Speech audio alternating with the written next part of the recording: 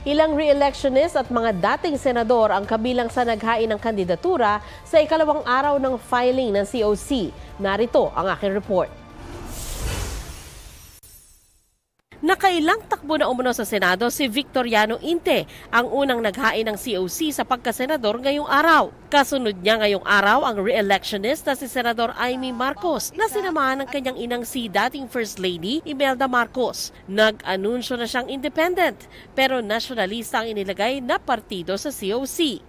Target ding bumalik ng Senado ni dating Senate President Tito Soto. Ganon din si dating Senador Ping Lacson. Kasabay na dumating ni re-electionist Senator Lito Lapid na nag-file din ng COC.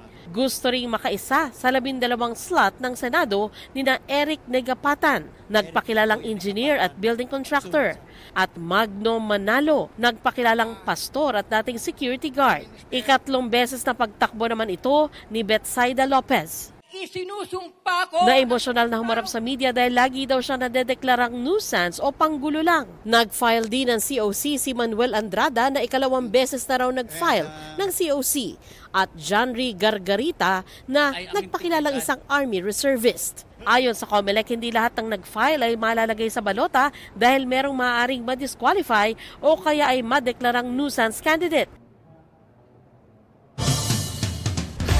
Nadagdagan pa ang mga party list na naghain ng kandidatura. 11 nominado ng mga party list ang naghain ng Certificate of Nomination at Certificate of Acceptance of Nomination ngayong araw.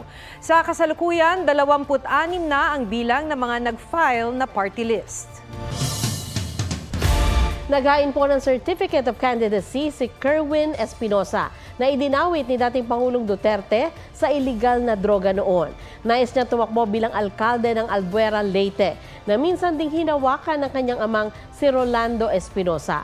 Inabsuelto na si Espinosa sa kasong conspiracy to commit illegal drug trading at iba pang drug case ng mga korte sa Makati at sa Baybay City, Leyte. Pero nitong Pebrero, iniutos ng Court of Appeals na muling buhayin ang kaso kaugnay sa illegal possession of dangerous drugs at illegal possession of firearms. May kaso rin siyang paglabag sa anti-money laundering law sa Pasay Regional Trial Court.